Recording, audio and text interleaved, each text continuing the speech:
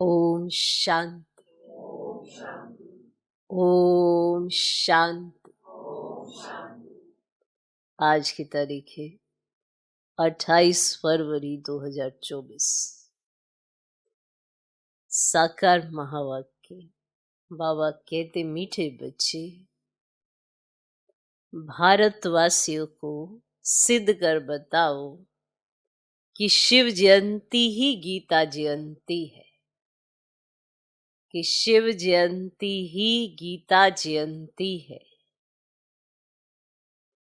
गीता से फिर होती है श्री कृष्ण जयंती। गीता से फिर होती है श्री कृष्ण जयंती। बाबा कहते, मीठे बच्चे,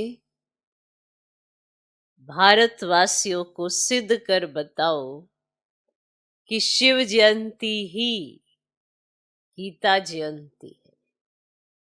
गीता से फिर होती है श्री कृष्ण जयंती। ये सिद्ध करके बताओ। किनको? भारतवासियों को। आज का प्रश्न, किसी भी धर्म की स्थापना का मुख्य आधार क्या है? किसी भी धर्म की स्थापना का मुख्य आधार क्या है? धर्म स्थापक कौन सा कार्य नहीं करते जो बाप करते? धर्म स्थापक कौन सा कार्य नहीं करते जो बाप करते? किसी भी धर्म की स्थापना का मुख्य आधार क्या है? धर्म स्थापक कौन सा कार्य नहीं करते जो बाप करते? उत्तर, किसी भी धर्म की स्थापना के लिए पवित्रता का बल चाहिए। किसी भी धर्म की स्थापना के लिए पवित्रता का बल चाहिए। सभी धर्म पवित्रता के बल से स्थापन हुए। सभी धर्म पवित्रता के बल से स्थापन हुए, लेकिन कोई भी धर्म स्थापक किसी को पावन नहीं बनाते। लेकिन कोई भी धर्म स्थापक किसी को पावन नहीं बनाते, क्योंकि जब धर्म स्थापन होते हैं तब माया का राज्य है। क्योंकि जब धर्म स्थापन होते हैं तब माया का राज्य है।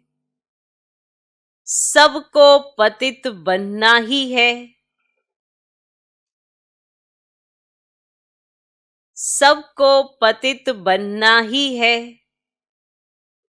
पतितों को पावन बनाना ये बाप का ही काम है। पतितों को पावन बनाना ये बाप का ही काम है। वही पावन बनने की श्रीमत देते हैं। वही पावन बनने की श्रीमत देते हैं। किसी भी धर्म की स्थापना का मुख्य आधार क्या है? धर्म स्थापक कौन सा कार्य नहीं करते जो बाप करते? उत्तर, किसी भी धर्म की स्थापना के लिए पवित्रता का बल चाहिए। सभी धर्म पवित्रता के बल से स्थापन हुए, लेकिन कोई भी धर्म स्थापक किसी को पावन नहीं बनाते, क्योंकि जब धर्म स्थापन होते हैं तब माया का राज्य है। सबको पतित बनना ही है। पतितों को पावन बनाना ये बाप का ही काम है। वही पावन बनने की श्रीमत देते हैं। आज का गीत है, इस पाप की दुनिया से कहीं दूर ले चलो। ओम शांति। अब बच्चों ने समझ लिया है कि पाप की दुनिया किसको और पुण्य की दुनिया अथवा पावन दुनिया किसको कहा जाता है? वास्तव में पाप की दुनिया ये भारत ही है और भारत ही फिर पुण्य की दुनिया स्वर्ग बनता है। भारत ही बहिष्यत था, भारत ही दोजक बना है क्योंकि काम चिता पर जलते रहते। वहां काम चिता पर कोई जलता नहीं, वहां काम चिता है ही नहीं। ऐसे भी नहीं कहेंगे कि सतयुग में काम चिता है। ये समझने की बातें हैं ना। पहले पहले प्रश्न उठता है, भारत जो पतित दुखी है सो वही भारत पावन सुखी था जरूर। कहते भी हैं आदि सनातन हिंदू धर्म था। अब आदि सनातन किसको कहा जाता है? आदि माना क्या और सनातन माना क्या? आदि माना सतयुग, तो सतयुग में कौन थे? यह तो सबको मालूम है कि लक्ष्मी नारायण थे। जरूर वे भी किसकी संतान होंगे जो फिर सतयुग के मालिक बने। सतयुग स्थापन करने वाला था परम पिता परमात्मा, उनकी संतान थे। परंतु इस समय अपने को उनकी संतान नहीं समझते। अगर संतान समझते तो बाप को जानते, बाप को तो जानते ही नहीं। अब हिंदू धर्म तो गीता में है नहीं, गीता में तो भारत नाम पड़ा है। वे कहलाते हैं हिंदू महासभा। अब श्रीमद् भगवत गीता है सर्वशास्त्रमयी शिरोमणि। गीता जयंती भी मनाई जाती है, शिव जयंती भी मनाई जाती है। अब शिव जयंती कब हुई है यह भी मालूम होना चाहिए। फिर है श्री कृष्ण जयंती। अभी तुम बच्चे जान चुके हो कि शिव जयंती के बाद है गीता जयंती, गीता जयंती के बाद है श्री कृष्ण जयंती। गीता जयंती से ही देवी देवता धर्म की स्थापना होती है। फिर गीता जयंती के साथ महाभारत का भी कनेक्शन है। उसमें फिर होती है युद्ध की बात। अब उसमें आती है ना युद्ध की बात, किसमें? महाभारत में। उसमें फिर आती है युद्ध की बात। दिखाते हैं युद्ध के मैदान में 3 सेनाएं थी, यादव, कौरव और पांडव दिखाते हैं। यादव मूसल निकालते हैं, वहां शराब पिया और मूसल निकाले। तुम जानते हो अभी बरोबर मूसल भी निकल रहे हैं। वे भी अपने कुल का विनाश करने एक दूसरे को धमकी दे रहे हैं। कुल का विनाश करने के लिए ही तो एक दो को धमकी दे रहे हैं। सब क्रिश्चियन लोग हैं। वही यूरोपवासी यादव ठहरे तो एक है उन्हों की सभा, उनका विनाश हुआ, आपस में लड़ मरे। उसमें सारा यूरोप आ गया। उसमें इस्लामी, बौद्धि, क्रिश्चियन सब आ जाते हैं। यहां फिर हैं कौरव और पांडव। कौरव भी विनाश को प्राप्त हुए और विजय पांडवों की हुई। अब प्रश्न उठता है गीता का भगवान कौन? जिसने सहज योग और सहज ज्ञान सिखलाकर राजाओं का राजा बनाया अथवा पावन दुनिया स्थापन की। क्या श्री कृष्ण आया? कौरव तो कलयुग में थे। कौरव पांडवों के समय श्री कृष्ण कैसे आ सकता? श्री कृष्ण जयंती मनाते हैं। सतयुग आदि में है 16 कला, ठीक? 16 कला है सतयुग में, वो भी आदि में। श्री कृष्ण के बाद फिर त्रेता में 14 कला राम की। श्री कृष्ण तो प्रिंस का भी प्रिंस है। विकारी प्रिंस लोग श्री कृष्ण को पूछते हैं क्योंकि जानते हैं वे सतयुग का 16 कला संपूर्ण प्रिंस था, हम विकारी हैं। जरूर प्रिंस लोग भी ऐसे कहेंगे ना। अब फिर शिव जयंती भी है, मंदिर भी बड़े से बड़ा उनका ही बना हुआ है। अब वह है निराकार शिव का मंदिर, उनको ही परम पिता परमात्मा कहेंगे। ब्रह्मा विष्णु शंकर भी देवता ही ठहरे। शिव जयंती भारत में ही मनाई जाती। अब देखो शिव जयंती आने वाली है, सिद्ध कर समझाना है शिव को ही कहा जाता है ज्ञान का सागर, अर्थात सृष्टि को पावन करने वाला परम पिता परमात्मा। गांधी भी गाते थे, श्री कृष्ण का नाम नहीं लेते थे। अब प्रश्न उठता है, शिव जयंती सो गीता जयंती या श्री कृष्ण जयंती सो गीता जयंती? अब श्री कृष्ण जयंती तो सतयुग में कहेंगे। शिव की जयंती कब हुई थी किसको पता ही नहीं। शिव तो है निराकार परम पिता परमात्मा, उसने सृष्टि रची संगम पर।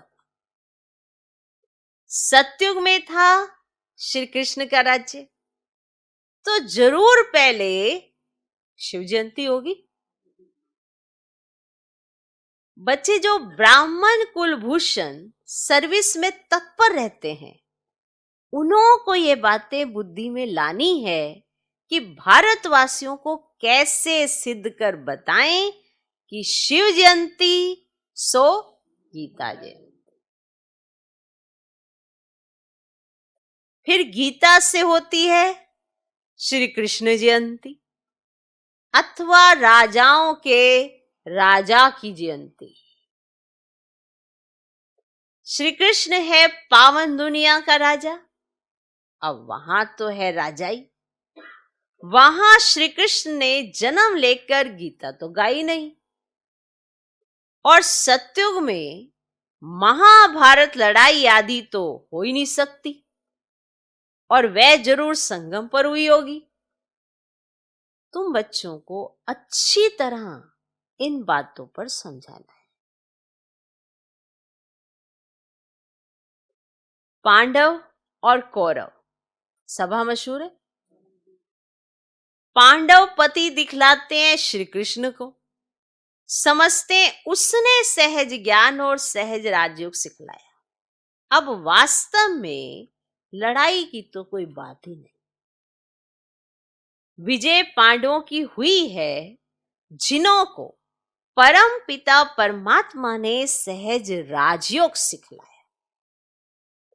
वही 21 जन्म सूर्यवंशी चंद्रवंशी बन गए। तो पहले समझाना है हिंदू महासभा वालों को। सभाएं तो और भी हैं, लोकसभा राज्यसभा। अब ये हिंदू सभा है मुख्य। जैसे 3 सेनाएं गाई हुई है ना, यादव कौरव और पांडव, और यह हुए भी संगम पर। तो अभी सतयुग की स्थापना हो रही है और श्री कृष्ण के जन्म की तैयारी हो रही है। गीता जरूर संगम पर ही गाई हुई है। अब संगम पर किसको लाएं? है ना, कौन आए संगम पर जो गीता सुनाए? किसको लाएं? श्री कृष्ण तो आ ना सके। उनको क्या पड़ी है जो पावन दुनिया छोड़ पतित दुनिया में आए? और श्री कृष्ण तो है भी नहीं। तुम जानते हो अब वह 84वें जन्म में। कई लोग फिर समझते हैं श्री कृष्ण हाजिरा हजूर है, सर्वव्यापी है। श्री कृष्ण के भक्त कहेंगे ये सब कृष्ण ही कृष्ण है। श्री कृष्ण ने ये सब रूप धरे हैं। और राधे पंथी होंगे वे फिर कहेंगे राधे ही राधे है, हम भी राधे तुम भी राधे। अनेक मतें निकल पड़ी हैं। कोई कहे ईश्वर सर्वव्यापी, कोई कहे श्री कृष्ण सर्वव्यापी, कोई कहे राधे सर्वव्यापी। अब बाप तुम बच्चों को समझाते हैं, वे बाप वर्ल्ड ऑल माइटी अथॉरिटी है, तो अब तुम बच्चों को भी अथॉरिटी दे रहे हैं कि कैसे इन सबको समझाओ, कैसे इन सबको समझाए, ये अथॉरिटी दे रहे हैं। हिंदू महासभा वालों को समझाओ, वे इन बातों को समझ सकेंगे। वे अपने को रिलीजियस माइंडेड मानते हैं और गवर्नमेंट तो कोई धर्म को मानती नहीं, वे खुद ही मूंझ गए हैं। और शिव परमात्मा है निराकार ज्ञान सागर, और कोई को ज्ञान का सागर कह ही नहीं सकते। तो वह जब सम्मुख आकर ज्ञान दे तब राजा स्थापन हो, और फिर तो बस राजा स्थापन हो गई। फिर सम्मुख तब आए जब राजा ही गवाओ, समझे? सम्मुख आए हैं राजा स्थापन करने, फिर दोबारा से सम्मुख वो तब आए जब तुम राजा ही गवाओ। तो तुमको सिद्ध करना है कि शिव परमात्मा है निराकार ज्ञान सागर, शिव जयंती सुगीता जयंती। अब इस पर नाटक बनाने हैं तो जो मनुष्यों की बुद्धि से श्री कृष्ण की बात ही निकल जाए, और निराकार शिव परमात्मा को ही पतित पावन कहा जाता है। और शास्त्र आदि जो भी बने हैं ना, तो वह सब तो मनुष्य मत पर है, और मनुष्यों ने बनाए हैं। और बाबा का शास्त्र तो कोई है नहीं है, और बाबा का तो कोई शास्त्र ही नहीं है। तो बाप कहते मैं समूह खाकर तुम बच्चों को बैगर टू प्रिंस बनाता हूँ, और फिर मैं चला जाता हूँ। और ये नॉलेज मैं ही समूह को सुना सकता हूँ। और वे गीता सुनाने वाले भल गीता सुनाते हैं, परंतु वहां भगवान सम्मुख तो है नहीं। और कहते हैं गीता का भगवान सम्मुख था जो स्वर्ग बनाकर चला गया। तो क्या वह गीता सुनने से कोई मनुष्य स्वर्गवासी हो सकता है? और मरने समय भी मनुष्यों को गीता सुनाते हैं, और कोई शास्त्र नहीं सुनाते। समझते हैं गीता से स्वर्ग की स्थापना हुई है, इसीलिए गीता ही सुनाते हैं। तो वह गीता एक होनी चाहिए ना। और दूसरे धर्म सब पीछे आए हैं, और कोई कह नहीं सकते तुम स्वर्गवासी बनेंगे। फिर मनुष्यों को पिलाते भी गंगा जल है, जमुना जल नहीं पिलाते। पॉइंट है ना, पिलाते गंगा जल है, ये जमुना जल नहीं पिलाते। और गंगा जल का ही महत्व है। बहुत वैष्णव लोग जाते हैं, मटके भर भर के ले जाते हैं, फिर उनमें से बूंद बूंद डाल कर पीते हैं। सारे जल में बूंद बूंद डाल देते, कहते ये भी हो गया गंगा जल, पीते रहेंगे कि सब रोग मिट जाए। और वास्तव में ये ज्ञान अमृत की धारा, जिससे 21 जन्म के दुख मिट जाते हैं। तुम चैतन्य ज्ञान गंगाओं में स्नान करने से मनुष्य स्वर्गवासी बन जाते हैं। तो जरूर पिछाड़ी में ज्ञान गंगाएं निकले होंगी, तो वह पानी की नदियां तो है ही, वो तो है ही है ना। तो ऐसे थोड़े कि कोई पानी पीने से देवता बन जाएंगे। अब यहाँ कोई थोड़ा ही ज्ञान सुनते हैं तो स्वर्ग के हकदार बन जाते हैं। और यह है ना ज्ञान के सागर शिव बाबा की ज्ञान गंगाएं। तो ज्ञान सागर गीता ज्ञान दाता एक शिव है, श्री कृष्ण नहीं है। और सत्युग में पति तो कोई होता ही नहीं जिसको ज्ञान दे, है ना। तो ये सब बातें भगवान बैठे समझाते हैं। तो हे अर्जुन व हे संजय, तो नाम मशहूर हो गया है और लिखने में बहुत तीखा है, निमित्त बना हुआ है। कौन? बाबा ने कहा हे अर्जुन व हे संजय, ये नाम उसका मशहूर हो गया है, लिखने में बहुत तीखा है, निमित्त बना हुआ है। तो अब शिव जयंती आती है तो उस पर बड़े बड़े अक्षरों में लिखना है। शिव हो गया निराकार, उनको ज्ञान सागर ब्लिसफुल कहा जाता है। और श्री कृष्ण को नॉलेजफुल ब्लिसफुल तो नहीं कहेंगे। और शिव परमात्मा ही नॉलेज देते हैं, रहम करते हैं। नॉलेज ही रहम है। इतनी सारी नॉलेज दी है, तो ये उनका क्या है हम पर, रैम ही तो है ना।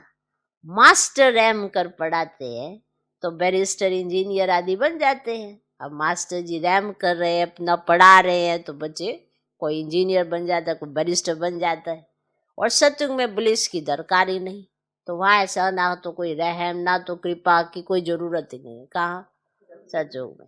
तो पहले पहले सिद्ध करना है कि निराकार ज्ञान सागर शिव जयंती सो गीता जयंती, वह सत्युगी साकार श्री कृष्ण जयंती सो गीता जयंती। अब यह है तुम बच्चों को सिद्ध करना। तुम जानते हो जो भी पैगंबर आदि आते में पावन नहीं बनाते। द्वापर से माया का राज्य होने से सब पतित हो जाते हैं, फिर जब तंग होते हैं तो चाहते हैं हम जाएं, तो जो धर्म स्थापन करते हैं वही फिर वृद्धि को पाते हैं, और पवित्रता के बल से धर्म स्थापन करते हैं, फिर अपवित्र बनना ही है। और मुख्य है 4 धर्म, इनसे ही वृद्धि होती है, टालियां निकलती हैं। शिव जयंती, गीता जयंती सिद्ध होने से और सब शास्त्र उड़ जाएंगे,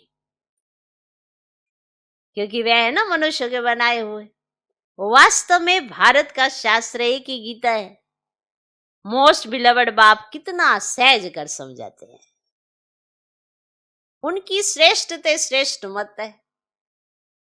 अब तुमको यह सिद्ध करना है कि निराकार ज्ञान सागर जयंती सो गीता जयंती, या सत्युगी साकार श्री कृष्ण जयंती सो गीता जयंती।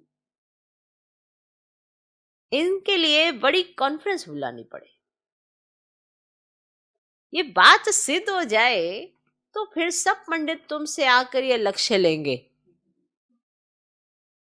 शिव जयंती पर कुछ तो करना है ना। हिंदू महासभा वालों का समझाओ,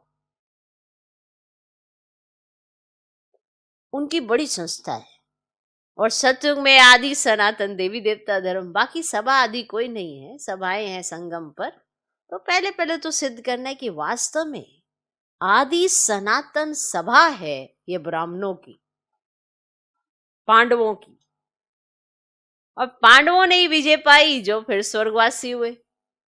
अब तो कोई आदि सनातन देवी देवताओं की सभा कह ही ना सके, और देवताओं की सभा नहीं कहेंगे, क्योंकि वह है सावरिंटी। और कल्प के संगम पर ये सभी सभाएं थी, और उनमें एक थी पांडव सभा, और जिसको आदि सनातन ब्राह्मणों की सभा कहेंगे। अब ये कोई नहीं जानते, और श्री कृष्ण के नाम से ब्राह्मण है नहीं, और ब्राह्मणों की चोटी ब्रह्मा के नाम से है, तो ब्रह्मा के नाम से तुम ब्राह्मण सभा कहेंगे। तो ये बातें समझने वाला भी बुद्धिमान चाहिए, इसमें ज्ञान की पराकाष्ठा चाहिए। निराकार शिव ही गीता ज्ञान दाता, दिव्य चक्षु विधाता है। ये सब धारण कर फिर कॉन्फ्रेंस बुलाते हैं। जो समझते हैं हम सिद्ध कर बता सकेंगे, उनको आपस में मिलना चाहिए। लड़ाई के मैदान में मेजर्स कमांडर्स आदि की सभा होती है ना। अब यहां कमांडर महारथी को कहा जाता है। बाबा क्रिएटर डायरेक्टर है, स्वर की रचना करते हैं, फिर डायरेक्शन देते हैं। महासभा बनाओ, फिर इस बात को उठाओ। गीता का भगवान सिद्ध होने से फिर सब समझेंगे कि उनसे योग लगाना चाहिए। बाबा कहते हैं मैं गाइड बनकर आया हूं, तुम उड़ने लायक तो बनो। माया ने पंख तोड़ डाले हैं, योग लगाने से तुम्हारी आत्मा पवित्र हो जाएगी और उड़ेंगे। किससे? योग लगाने से आत्मा पवित्र हो जाएगी, फिर उड़ेंगे। अच्छा, मीठे मीठे सिकिलरे बच्चों प्रति माता पिता बाप दादा का याद प्यार और गुड मॉर्निंग। रूहानी बाप की रूहानी बच्चों को नमस्ते। हम रूहानी बच्चों की भी रूहानी बाप को नमस्ते नमस्ते नमस्ते। Good morning good morning good morning. धारणा के लिए मुख्य सर पहला पॉइंट, ज्ञान अमृत धारा से सबको निरोगी व स्वर्गवासी बनाने की सेवा करनी है। ज्ञान अमृत धारा से सबको निरोगी व स्वर्गवासी बनाने की सेवा करनी है। मनुष्यों को देवता बनाना है, बाप समान मास्टर रहमदिल बनना है, बाप समान मास्टर रहमदिल बनना है। दूसरा पॉइंट, ज्ञान की पराकाष्ठा से बुद्धिवान बन शिव जयंती पर सिद्ध करना है कि शिव जयंती ही गीता जयंती है। ज्ञान की पराकाष्ठा से बुद्धिवान बन शिव जयंती पर सिद्ध करना है कि शिव जयंती ही गीता जयंती है। गीता ज्ञान से ही श्री कृष्ण का जन्म होता है। गीता ज्ञान से ही श्री कृष्ण का जन्म होता है। आज का वरदान, दिनचर्या के हर कर्म में यथार्थ और युक्ति युक्त चलने वाले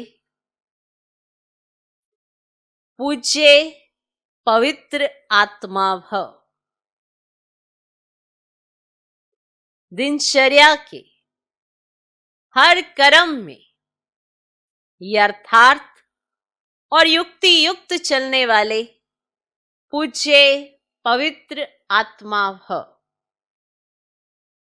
पूज्य पवित्र आत्मा की निशानी है उनका हर संकल्प, बोल, कर्म और स्वप्न यथार्थ अर्थार्थ युक्ति युक्त होगा।